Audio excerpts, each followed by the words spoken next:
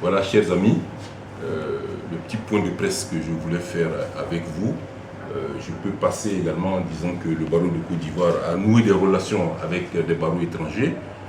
Pour la toute première fois, nous avons signé une convention de jumelage avec un barreau étranger, c'est le barreau de Marseille. Nous venons de signer une autre convention avec le barreau du Québec au Canada. Ça vous dit que nous étendons en termes relationnels nos amitiés qui font qu'aujourd'hui le barreau de Côte d'Ivoire occupe une place importante dans cet espace de solidarité professionnelle qui est le nôtre.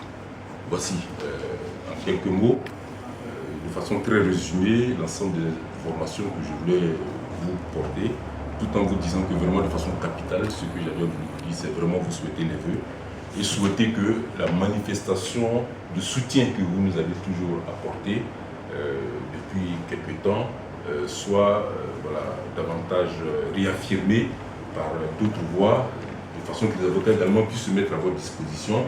Si vous pensez que dans vos organes, vous avez besoin de nous, avocats ou du barreau en tant qu'institution, pour vous apporter quelque appui, nous sommes disposés à nous offrir à cette charge, à cette mission, de façon que quelquefois les critiques malheureuses qui vous sont faites, parce qu'il y a des glissements qui peuvent se faire dans le professionnalisme qui est le vôtre, parce que des aspects de droit ou des manquements à vos règles n'aient pas été observés, puissent être corrigés, parce que nous aussi nous allons pouvoir être à vos côtés pour vous apporter ce soutien et notre métier, celui du droit, qui vous permet également de toujours garder le bon chemin, le chemin de la justice et de la rectitude, qui vous évite quelquefois de vous trouver dans les méandres de la justice, pas parce que vous êtes de mauvaise foi, mais parce que vous avez manqué justement à l'application de certains règlements. Voilà également une offre que je vous fais et que je tiens à ce que cela se réalise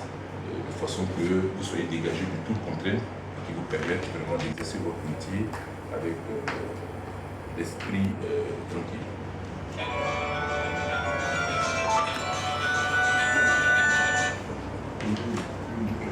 Oui, bon. Si je suis le point presse, c'est pas si vous proposez des questions. Vous pouvez même sortir et poser une autre question. Moi, ici le cadre. C'est juste la question. Vous venez de dire que la Côte d'Ivoire a été élue à plus de 80% des voix. Peut-être même 90%. 90%. Pour l'organisation de la conférence internationale des barreaux, qu'on appelle la CIB. La 28e conférence internationale des barreaux. Quels sont les arguments qui ont milité en faveur de la Côte d'Ivoire pour qu'elle soit élue? Et l'élection s'est passée où? Alors, l'élection s'est passée le 17 décembre dernier à Kigali, au Rwanda, à l'occasion de la 27e conférence de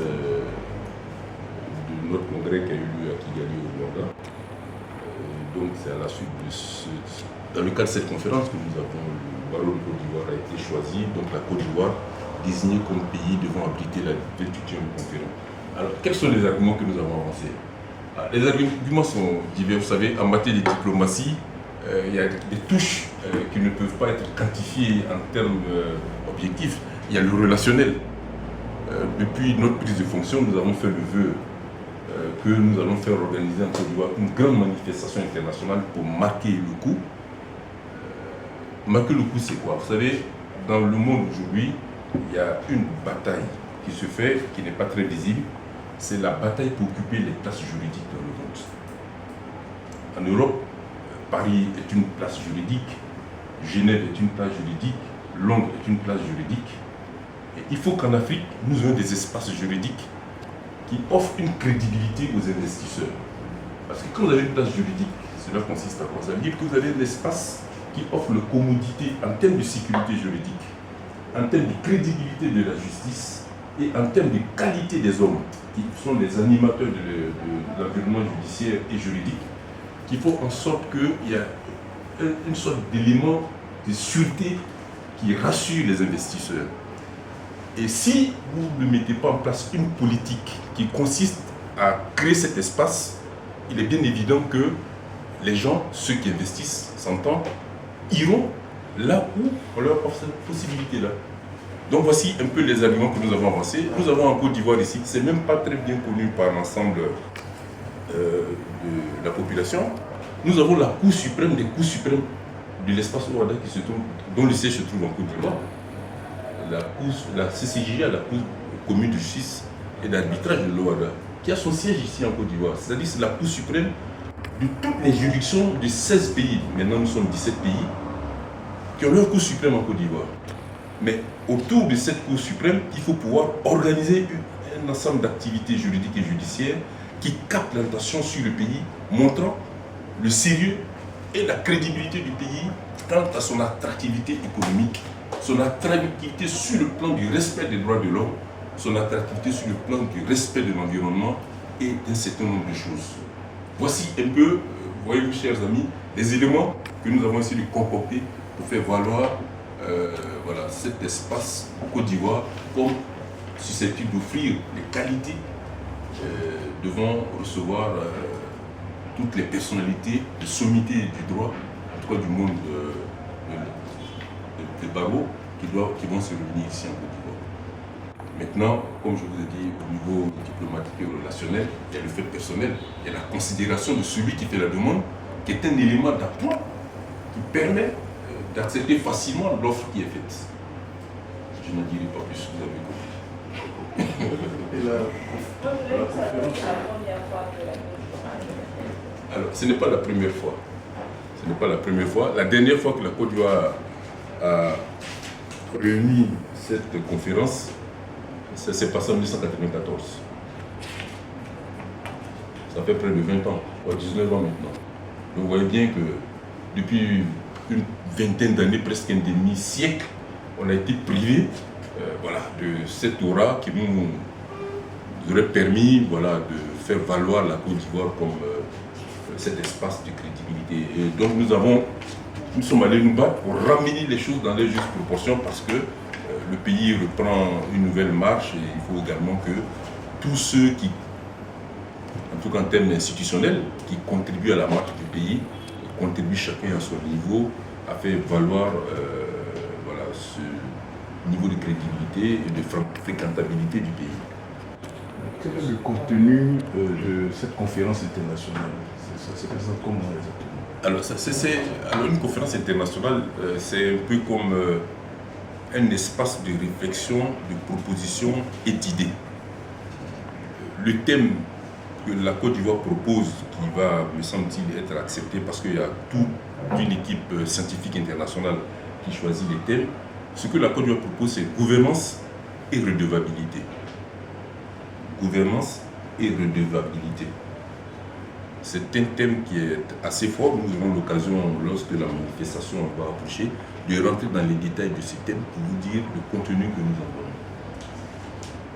avons. Alors, au cours de cette conférence, c'est vrai qu'il y a les grands discours qui vont débattre ou exposer sur les thèmes principaux, mais à côté, il y a des sous-thèmes sur tout ce qui est environnement économique d'investissement, respect des droits de l'homme, l'environnement judiciaire et juridique, et un certain nombre de thèmes qui sont sous-jacents au thème principal, qui vont faire l'objet d'exposés ou de réflexions scientifiques, de façon à faire des propositions à l'ensemble des pays membres de notre espace de la CIB, voire de l'État qui héberge cette manifestation, de façon qu'il y ait une nouvelle attente qui aille dans le sens de l'évolution des choses. Quelle est la période exacte? Alors, ce sera le mi-décembre. En règle générale, on le fait après le 10 décembre et avant les fêtes de fin d'année. Donc, ça sera soit entre le 15 et le 20 décembre. Mais je vous donnerai la date précise puisque, en termes d'organisation, il y a tout un comité scientifique qui tient compte d'un certain nombre de paramètres dans le pays pour fixer la date, mais c'est dans cette période. C'est combien de jours? C'est sur une semaine. Une semaine. Une semaine accueil et départ, disons 5 jours à une semaine d'activité à proprement. Vous avez dit, vous attendez 1500 avocats. Oui, 1000 à 1500 avocats étrangers sans compter les avocats nationaux.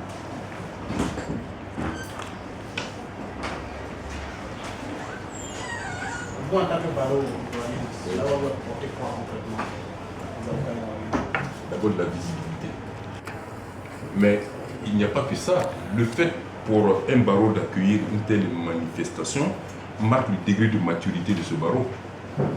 Ça veut dire qu'on ne choisira pas d'aller organiser une telle manifestation dans n'importe quel pays parce que bon, on ne sait pas où aller. Non, on y va parce que l'institution barreau offre une certaine crédibilité, d'abord sur le plan national, sur le plan international, parce qu'il faut voilà, être connu dans ces espaces pour pouvoir attirer ces genres de réunions. Et puis, en termes de formation des avocats eux-mêmes, cela va avoir un effet d'entraînement au niveau intellectuel. Vous allez avoir de très grandes sommités du monde qui vont venir faire des exposés pendant une semaine. On aura de grands débats sur des thèmes importants du monde juridique, aussi bien national qu'international. Vous imaginez, pendant toute cette période, il y a un niveau de formation, un niveau intellectuel d'apport qui est extrêmement important et qui sera profitable à l'ensemble des avocats.